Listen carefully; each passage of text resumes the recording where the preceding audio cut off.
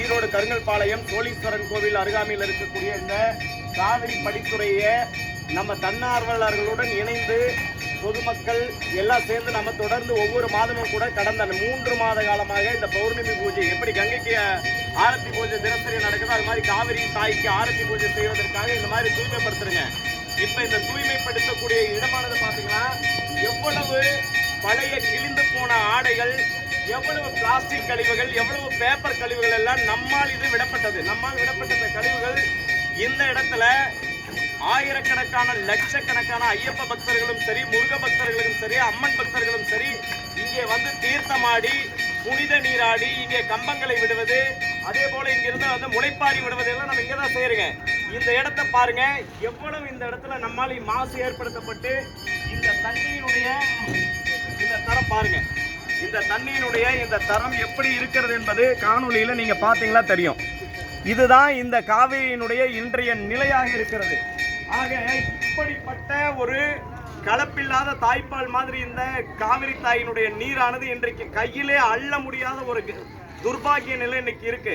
அதுக்கு காரணம் என்னன்னு சொன்னா ஏதோ அரசாங்கமோ பிற அமைப்புகளையோ பிற நபர்களையோ நம்ம குற்றம் சாட்டுறது கிடையாது. ஆனா எல்லாரும் இதுல பொறுப்பு இருக்கு. நம்ம இருக்கக்கூடிய ஒவ்வொருத்தரும் நம் தொழிற்சாலைகளிலிருந்து வெளியேறக்கூடிய கழிவுநீர் நேரடியாக இந்த காவிரியில் கலக்கிறது. அது தோல் சாய கழிவாக இருந்தாலும் அல்லது சாய கழிவாக இருந்தாலும் சரி, இன்னும் சாக்கடை கழிவாக இருந்தாலும் சரி, இப்படி அனைத்து வகையான கழிவுகளும் பல முனை தாக்குதல் தொடுத்து இந்த கலப்பில்லா தாய்ப்பால் மாதிரி இருந்த காவிரி நீரை இன்றைக்கு கருமை நிறமாக மாற்றி உருமாற்றி குளிப்பதற்கு மட்டுமல்ல, குடிப்பதற்கு மட்டுமல்ல, குளிப்பதற்கு கூட லாயக்கற்ற ஒரு நிலை இந்த நீர் இருக்குது.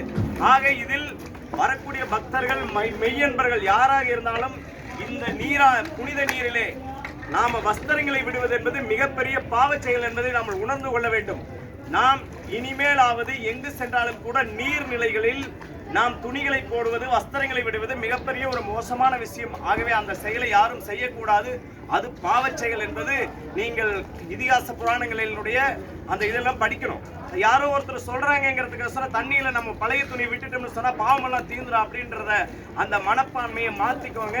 நம்ம இந்த நதிகளை காக்கணும். இந்த நதிகளில் நீரின்றி அமையாதுன்னு வள்ளுவ பெருந்தகை சொல்லியிருக்கிறார். அப்படிப்பட்ட தண்ணீரை எப்படி சேமிக்கணும், எப்படி பாதுகாக்கணுன்றது ஏதோ நாங்கள் தன்னார்வலர்கள் கொஞ்சம் பேர் வந்து மாசம் பூஜை செய்யறது வந்து காவிரிக்கு பூஜை செய்வது என்பது ஒட்டுமொத்த நீர்நிலைகளில் தமிழகத்தில் இருக்கக்கூடிய நீர்நிலைகளை தூய்மைப்படுத்துவதற்காக ஒரு தொடக்கம் தான் இந்த தூய்மை என்பது, இந்த காவிரி பூஜை என்பது. இது இங்க மாத்திரம் கிடையாது. இது தமிழகத்தில் இருக்கக்கூடிய அனைத்து நீர்நிலைகளிலும் தன்னார்வலர்கள் மக்களாகிய நாம முன்வந்து நம்மளுடைய தண்ணீரை, நம்மளுடைய நதிகளை, நம்மளுடைய சுற்றுச்சூழலை பாதுகாத்தால் தான் நாம் சுகாதாரமாக வாழ முடியும். நாம் அனைத்து விதமான கெடுதல்களையும் நதிகளுக்கும் சுற்றுச்சூழலுக்கும் மாசை ஏற்படுத்திவிட்டு நாம் ஆரோக்கியமாக எந்த வகையிலும் கூட வாழ்வதற்கு முடியாது என்பது நம்ம தெரிந்திருந்தும் கூட கண்ணிருந்தும் குருடனாய், காதிருந்தும் செவிடனாய், வாயிருந்தும் ஊமையா நம்ம இருக்கக்கூடிய ஒரு அவலம் தான் இன்னைக்கு இருக்கிறது. இந்த நிலை மாற்றணும் அப்படிங்கிறதுக்கு தான் இந்த மாதிரி ஒரு முன்னேற்பாடு. எப்படி காசியில தினசரி காசியில கங்கா ஆரத்தி பூஜை நடக்குது, அது மாதிரி தான் ஒவ்வொரு பௌர்ணமி அன்னைக்கும் கூட இந்த இடத்துல வந்து மகா ஆரத்தி பூஜை காவிரி தாய்க்கு நடைபெறுகிறது. ஆகவே இந்த வீடியோ வாயிலாக அனைத்து மெய்யன்பர்களும் இன்றைக்கு மாலை சரியாக 5:30 மணிக்கு வாங்க, இந்த பூஜையில பங்கு பெற்றுவிட்டு நாம் இருக்கக்கூடிய பகுதிகளில் இந்த நீர்நிலைகளை தூய்மைப்படுத்தி சுத்தமாக வைத்துக் கொண்டு இனிமேல் இந்த நிமிடத்திலிருந்து நாம் இந்த காவிரியில் எந்த விதமான கழிவு நீரையோ, சாயக்கழிவோ, சாக்கடைகளோ நான் விடமாட்டேன் என்ற உறுதிமொழி எடுத்துக்கொண்டு நீர்நிலையை பாதுகாக்க வேண்டும். நன்றி, வணக்கம்.